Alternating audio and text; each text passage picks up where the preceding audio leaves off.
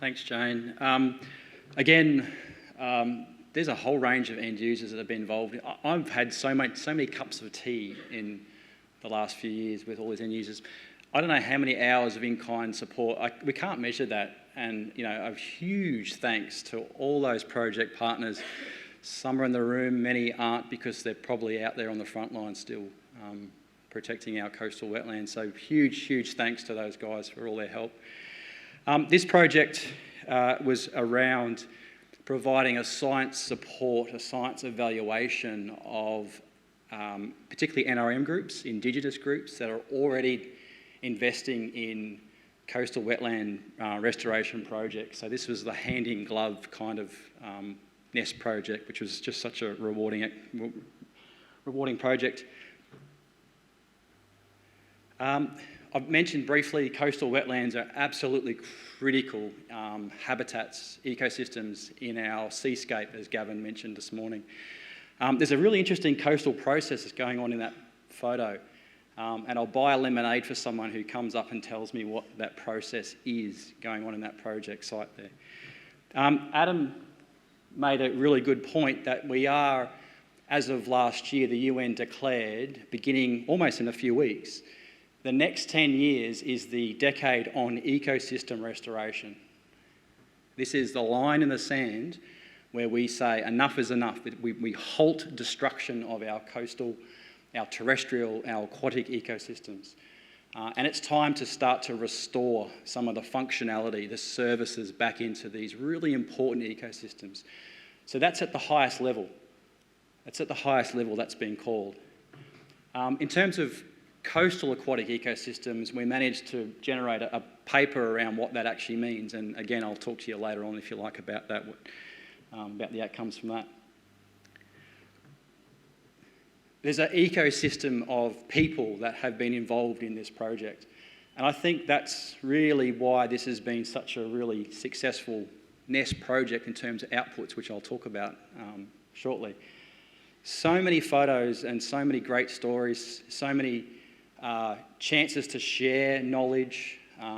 We heard this morning from the plenary speakers around Indigenous involvement.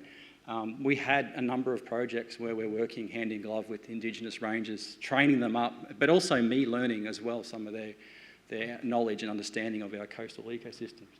So again, a huge thanks goes to all those people that have been involved and invested their time, unpaid, into these kinds of projects. We didn't start with a blank page. The Queensland Wetlands Program, this is the state government, have in place a framework whereby they assess or look at coastal wetland ecosystem restoration projects. And we think of it as a series of components and processes, and I won't go into those details, but they're all moving parts basically, and they're all linked together importantly. It's like an engine, there's moving parts. And really important that they're working together, these components and processes, because they're delivering those services. These are the values that we have on our coastal wetland ecosystems. We have beneficiaries, we have fishermen, we have cultural values, we have a whole range of different beneficiaries that are derived from these ecosystem services that our wetlands provide.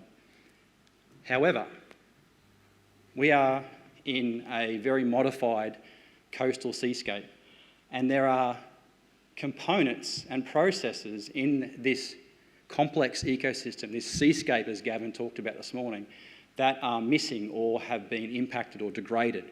And this is exactly where we need to focus our restoration efforts, to try and restore these moving parts back in our coastal ecosystem. And hopefully we can protect or in fact enhance, using the terminology from the UN declaration, some of these aquatic ecosystem services. This is a slide I think many probably have already seen. Paul from Marine Park Authority has generated this. This is the life cycle of the mangrove jack. This is a fun species to catch. It's a sensational species of fish to eat. It has a really complex life cycle that starts in coral reefs. It starts there, it moves into our estuaries, into our freshwater habitats as part of its life cycle. and eventually goes back to those offshore reefs. Now, if we disconnect that seascape, that fish can't complete its life cycle, and you reduce that ecosystem service, that beneficiary is lost. That slide has been it's a simple story. It's been a really effective currency for working with our partners. I've had politicians get that when we talk about restoring our coastal seascape. They understand that. So using simple messages, the mangrove jack that we all love to catch, and if we catch them, eat them, is a really effective way of getting those messages across. I don't at all have time today to talk about the case studies that we partnered with. These are our project partners. And when we were setting this project up, I wanted to choose a range of case studies to apply those components and processes, those ecosystem services and that beneficiary, that model that we have in place, and actually get some data. We have no data on that. This is a few years ago. So the first restoration site we partnered up with, this is Mungala. This is near Ingham. It's a bund wall removal project. Really interesting. I'll talk a bit more about that actually. I won't talk too much more. We partnered with Jarragon. They have a constructed wetland. And so that was a wonderful opportunity for us to partner with an existing constructed wetland and link very nicely with the previous project I talked about a presentation ago. We worked with Greening Australia. This is an aquatic plant removal project and water quality benefit project. Particularly what we're focusing on there is the oxygen levels. And with lots of vegetation, aquatic vegetation, there was no oxygen, no fish. Once that vegetation was removed, it's almost like it came back to life. The oxygen levels, it was like we were giving CPR back to that river system. It was great to see. And then barramundi were coming back into that system. So that was a really exciting project, that one. Our feral pig project, which was with the Queensland Parks and Wildlife and Burnett Mary NRM group. I'll talk more about that. I'll come back to that shortly. We partnered with reef catchments to look at a ponded pasture and the value of although modified, our freshwater ecosystems, what role they play. And with NQ Dry Tropics, we looked at this idea of drying out our palestrine wetlands, where we have this oversupply of tailwater getting into our really important and sensitive coastal wetlands. So there were a range of case studies that we looked at, and there's lots and lots of science behind that. I can't talk about all those today, but a couple of key messages I do actually want to impart today is, firstly, the feral pig project in Round Hill. I was really impressed turning up to that project site there with Parks and Wildlife and Maria Pryor, who unfortunately is no longer with us. She's in that bottom photo there. She's an absolute legend when it comes to coastal management. Yeah, what a brilliant person. I turned up to that site expecting to get the key from Parks and Wildlife, and they had 3 land cruisers, there were 6 staff, they had 2 side-by-side quads, they had shovels, they had everything ready to go. And I simply wanted the key to get into the park. They were so excited to actually get out into this sensitive wetland area, this fish habitat area, to undertake a scientific evaluation, looking at the feral pig fence that went up there. All they were interested in, so their value they have on that wetland was whether the vegetation was coming back. So we used some drones and we did some fancy classification modelling there. Look at the reports if you're interested. What was a huge learning, very disappointing, it turns out, the adjacent landholder, although there is a fence around the wetland to stop pigs getting in there, he has a land tenure arrangement where he can let his cattle into the wetlands through a fence in the pig fenced area at certain times of the year. So although the pigs were being excluded from the wetland with the fence, the cattle can get in there. And so over the 18 months or so we were there, we could see the impacts of the cattle actually on the wetlands. So we kind of lost that service again. So that was a really interesting exercise. And Parks and Wildlife are using this case study to look at this issue of land tenure arrangements on national parks. This is a turtle, freshwater turtle, and I don't think it's going to move unless we hit play. When you put a fence around a wetland to keep a pig, feral pig out, it's great, you protect that ecosystem service, but you need to also think about those other components and processes inside that wetland. Turtles can't move across the landscape when you have a pig fence there. So unfortunately, that guy can't fulfill its life cycle because you've got a fence there. So we looked at ways of increasing turtle movement across the landscape. And again, I'm happy to talk about that later on. I did rescue that Donatello and let him go off to the pizza parlour. Mangala is a very interesting wetland. A bund wall removal project that CSIRO were involved with back in 2012. Did some very great modelling. This was around trying to get the tide, salt water, back into a ponded pasture area that was overgrown with freshwater weeds. So the idea there is to use salt water to destroy the freshwater weeds and not pesticides. 2012, they breached the wall. The tide came in, and the before and after photos down the bottom there look great. Success. That project was really good.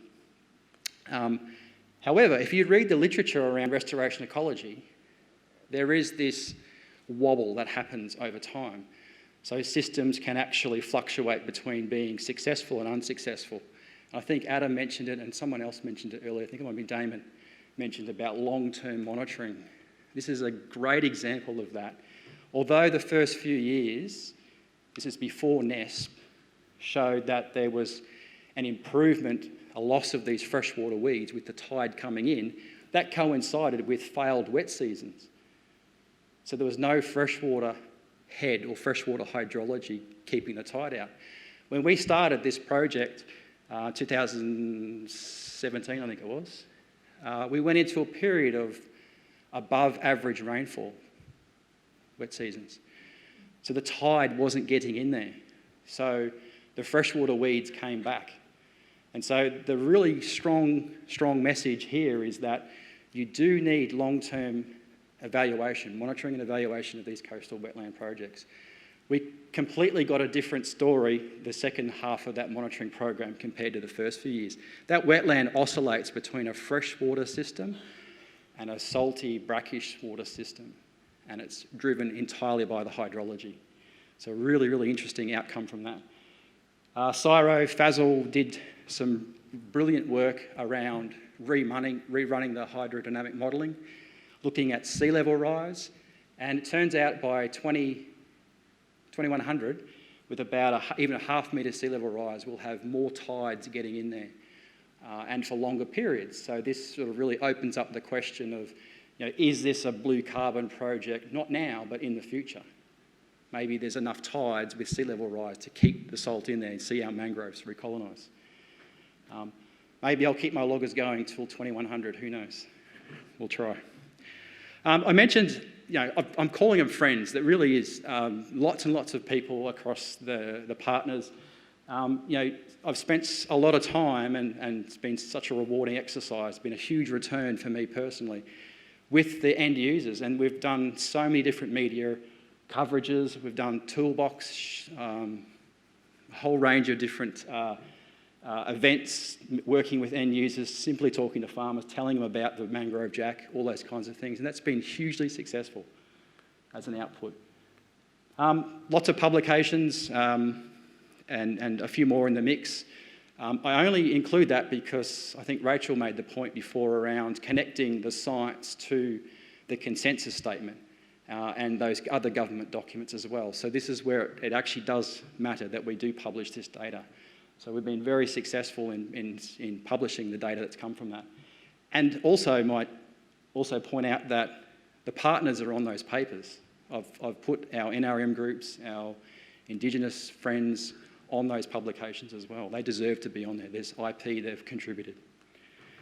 The data's gone into a whole range of government documents. It's being fed back into the Queensland Wetlands Program. They're revising the wetland strategy right now. They're using our case studies to help shape the next 5 years there. I mentioned consensus statement, the Reef 2050 plan. All information is lining up to influence that. Conceptual models as well being built. I've had influence on the Marine Hub and also Northern Australia Hub. I've been invited to give talks like this at both those hubs, so there's been some really good cross-hub collaboration there as well. So that's been really rewarding. So the key messages, as I wrap it up, it's important that we think about these restoration projects as a whole of catchment approach. And I think Gavin again mentioned it, it's the whole of system, the whole of catchment approach, these things. We shouldn't think about these restoration projects and evaluate them simply on whether it's a weed removal program, it's a fish habitat, or it's some sort of water quality. It's important to think about these projects as being connected. If we just invest in aquatic weed management, what happens when the funding stops? The weeds come back. So we need these longer term and more collaborative whole of system approaches to our restoration efforts. Maintenance financing, definitely. Damien, you're up the back there, and Scott Crawford from NQ Dry Tropics. Sheep Station Creek 20 years ago, there was a funding model put in place to ensure ongoing weed maintenance in that creek system on the Burdekin. To this day, that funding model stays in place. And that's because of NQ Dry Tropics and the work done by Damien 20 years ago. That's a blueprint for maintenance funding. If there's a wetland project proposed that doesn't have a funding for maintenance long term, then we should really seriously think about investing in that. Collaborative sharing, I've mentioned that, monitoring, evaluation. And again, going back to Scott Morrison's comment about investing in the liver for the ocean, our coastal wetlands has been really important. We've laid the foundation as part of this, and so it's really exciting to think about some of these investment opportunities coming up to build on the momentum we've laid out with this particular project. Market mechanisms, common asset trusts. Again, Lemonade, later on, talk to me about it. Science support's really important. We need to make sure the data is collected in a rigorous, defendable way to make sure that we do demonstrate success in these projects. So that's it. Thanks, Jane.